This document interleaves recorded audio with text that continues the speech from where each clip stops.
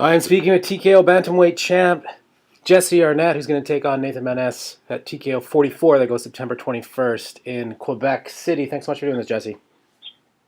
Thank you so much for having me on the show, and I'm looking forward to this one. It's going to be a good fight. Yeah, let's start with Nate. American, he's got a pretty solid record too. He's gone undefeated. Did you know much about him before you got the call for this fight? And what's your take on him? I'm guessing you've done some work, some studying of him since. Yeah, he's a good fighter. He's undefeated for a reason. What is he? 5'10". He's got a 72-inch reach. He matches my body type. At the end of the day, though, I don't know if he's had them challenging fights yet. He's more of a decision guy. He likes a points fight. We'll see how good he does when I'm in his face, cracking him with shots, and he's hurt and he's bleeding. We'll see what kind of adversity he has. I'll be too fast, I think, but he's very dangerous. He's a good counter fighter. I'm looking forward to this one. I'm excited, even more that he's undefeated. And I'm looking to Nate Maness, Joseph Maness, whatever he calls himself. I just call him 9-1, no matter where. Yeah, and he's coming off a win over Machado, and you've taken out some UFC vets as well. You mentioned the experience factor, though, and you do have more fights under your belt than him, and you're a champ. You've been competing at this level. How important do you think that is in terms of this fight? Do you feel like that plays a big role, or is it more based on skills and abilities and tactics? Like I just said, we'll see. He's great. He's great when he's in control of the fight, and he hasn't shown much adversity in there. He's fought one or two tough guys. In this 12-fight win streak I've had a number of tough opponents. Mm-hmm. I've been cracked. I've been knocked down. I've been bloody, and I'm coming back. I've came back, and I'm in there to fight. We'll see how good he is when I crack him. He feels my power, and he's bleeding. I think he's going to panic, and he's going to make a bad shot, and I'll grab his neck, or I'll either knock him out. My stand-up is on another level right now. I improved leaps and bounds this camp, and I'm excited to get in there and surprise myself and see how I finish this kid in 14 days. Yeah, Roland Delorme, another UFC fighter that you've got a win over. Let's talk about this streak that you've been on, and for people that maybe, I think a lot of Canadian fans are familiar with what you've been doing recently, but maybe not as much down south. Talk a little bit about that. I know you've fielded this question a bit in some of the other interviews, but if people didn't catch that, what do you attribute sort of this big run to, and what was a change in sort of a mindset, the change in camps, or what do you attribute this amazing streak to? It's crazy. I found fighting. I did my first 5 fights. I never trained once. I was roofing and I was working concrete, and I thought it was fun to go down to the casino and fight on Friday and Saturday night. And the fights that I was winning, I ended up getting caught in submissions, and I'm a grappler. I shouldn't have been caught in submissions. And then I had a good coach, good mentor, Anderson Goncalves, who stuck with me. He's like, "Look, kid, come to practice, get in gi." And then I found gi jiu-jitsu, and all my losses are submission. And now grappling's my base. I say that's my strength. Try and come sub me. I'm not an easy submission by any means. I'm a brown belt in the gi. I just committed to this. I was tired of going 1-1, winning one, losing one. And then after my 5th fight, I'm like, man, I'm going to train this stuff. And I just got uber focused like I did when I grew up in amateur wrestling. I was a 3-time national champion in wrestling, and I'm from the Burning Mountain Wrestling Club out in Vancouver, and a solid stable there. And I just committed to this sport, and we're on a good run right now. And I'm so thankful for sport, for life in sport, and I wouldn't have it any other way. I enjoy those losses. It made me the man I am today. And I got a solid camp, and I'm always prepared for battle. And in 14 days, September 21st will be no different. I will run the winning streak to 13 straight, my word. One thing that really jumps off the page when you look at your record is all the chokes, and if people have looked at your highlights, some of your fights, you've got some really nice wins via choke. When you look at jiu-jitsu and grappling, sort of the evolution of that, you sort of see the games fighters get used to and train as skates. We don't see as many arm bars, for example, at the top tiers of the sport as much anymore. Maybe not even as many guillotines either. But you've got a lot of these different variations of chokes, front chokes, Bravo chokes.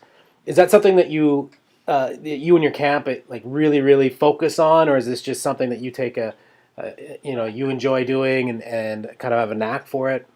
Well, in amateur wrestling, my best move was a front headlock, a gabori or a head pinch. And now I'm a strong wrestler. I got a strong headlock.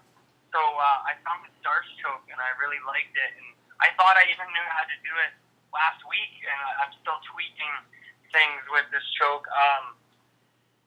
In wrestling, you want to sprawl, but now I don't sprawl. I let them come into my legs and kind of set up the choke myself. But yeah, I got a really good guillotine choke and a really good Darce choke. Before, I would go for the Darce choke first and not so much the guillotine because I wasn't as comfortable dropping on my back as a wrestler. Yeah. I'm not supposed to be on his backs. Now, this camp, I got that guillotine that I finished the kid with last time. And when that misses or a good guy rolls to his back, I can cup his head and keep the Darce. Before I was going Darce choke to guillotine. Now I'm going guillotine to Darce choke, which is even more dangerous because the guillotine's quicker. And I got a really good chin strap guillotine. Like I said, if this kid makes a mistake after I crack him and he panics and grabs my legs, I'll choke him out. Yeah. For sure, 100%. And he's stubborn. He's the kind of kid, he's tough. He'll go out cold. I don't even think he'll tap. So it'll be tap or nap for him. September 21st, 13th straight. That's all that's on my mind. But yeah, I really like the front headlock series. And you're right. You don't see as many triangles. You don't see as many arm bars. Guys are more well-rounded now. Even when I joined this stuff, 5 years ago, there was a lot more submissions, a lot more ground attacks than there are these days, for sure. Just a couple more quick questions. I know you got another appointment to get to, but no, it's all good. Right. I'm good for a few minutes, brother. Okay. You've been in this game for a while, and obviously there's some great organizations out here in Western Canada. Hard Knocks, one of them, who you've competed for a lot, based out of Alberta, Southern Alberta, and Calgary, where you're at. But talk how important do you think it was for Canadian MMA to get TKO up and running again? And for people who maybe aren't old school fans, TKO is one of Canada's first promotions. Had a long, lengthy, really historic run up here for the sport. Many legends of the game competed for TKO, and now recently came back a year or two ago. And you're the bantamweight champ there. So how important do you think that was for fighters like yourself to get these bigger stage opportunities here in Canada? Yeah, it's amazing. About TKO, I'm so proud to be TKO champ. I love fighting in Montreal. I love Quebec City. Like, out here where we'll do 2,000-3,000 people, out there they're putting 8,000-10,000 people in arenas. Mm-hmm. Guys are driving 6 hours and happily paying the money for tickets. It's a different fan base out there. They love the big cats. They treat me so well, and I love Quebec City. I love TKO. It's so important. That's a great question. I am the first TKO champion in any weight class of the new era. Yeah. That means a lot to me, and I remember seeing GXP and all these guys being TKO champs when I was a kid and I knew nothing about fighting. Yeah, I'm stoked. Stefan Petre and the whole organization, they treat me well, and I'm excited to get back out there. I love Quebec City. I love Fight Week. I love the press conferences. I love the show, and then at the end of the day, I like a good fight, and I like a good knock. If this kid can give me a fight, I'm there. I'm in his face, and I'll be cracking him with every shot from the opening bell, and we'll see what he's got. You know, I'm excited for this one. Just thinking about it right now is getting me anxious, getting me excited. Yeah, and I should know too, TKO has got a deal with Fight Pass, so people can check this out if they have a subscription to Fight Pass. One thing, I know you feel this question a lot. Maybe you get tired of it, I don't know, but it's UFC questions. Yeah. And I've kind of a tweak on it that I haven't seen you get asked this in interviews. Maybe you have. Do you think part of the reason that you maybe haven't got the call yet from the UFC, I know you have, but you had to pass, but I'm talking about like a fight, proper fight, full notice, full camp. Yeah. Do you think part of it is because of your age? Do you think if you were 15-4 and on this run when you're 26. Yeah, Do you think they would? 100%. Yeah. 100%. Yeah. I believe, at the end of the day, they look at me, I'm 33, 34 years old. You gotta remember, I didn't start this shit till I was 27, right? Yeah. And then, I was taking those losses at the beginning. Like, I look on my record, I got 4 submission losses. How's it hard to take me serious? And then I rang 12, 13 fights together here in a row. Like, let's be honest, I can't afford another loss. How am I going to string another 10, 12 fights together? Mm-hmm. It is what it is. I've been talking to ONE FC. UFC knows what's up. Sean Shelby knows I'm fighting Nate Maness September 21st. I can compete with those guys in the top 5 and the top 10. I could win versus them and I could lose versus them. But the fights to watch, the fights that I have with these guys will be worth money to watch. I'm there to fight. I come forward and I believe in myself. I believe in my team. But it's all going to work itself out. I have faith. Whatever happens, it's out of my hands. Like, I just got to show up every day to practice. For guys like me, preparation's the fight. If I prepare for battle, I'm not worried. Winning and losing takes care of itself. I know I'm at peace in my heart. If this is the kid to beat me and stop the streak, I'll shake his hand in the middle of the ring. But guess what? This is not the kid to stop me. I'll guarantee this. I will go 16-4.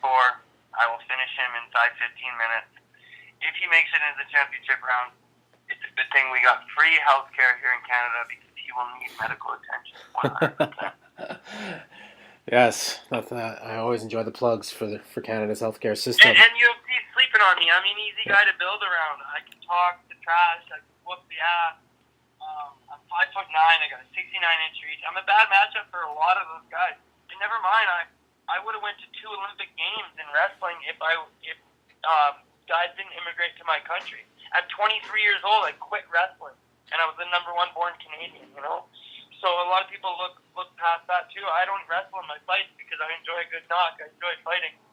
I'll wrestle when it's there or when I get hurt or the desperation, but I'm not there dry humping a guy or looking to take him down. I'm not known for my wrestling abilities in fighting. You know. Mm-hmm. Yeah, and that kind of ties into one of the reasons I asked that question about your age, because I do see you get mentioned on some prospect lists, but there's kind of this, I think because of other professional sports, there's sort of this intuition that prospects, you got to be early 20s. And so that was part of the reason I asked that question is just, not people not really getting the fact, yeah, your wrestling background, really that you transition to pro MMA at an older age. But you're still 34, and there's one side to this too, is that when you transition into fighting at a later age, it's less damage. We see that in greats like Randy Couture.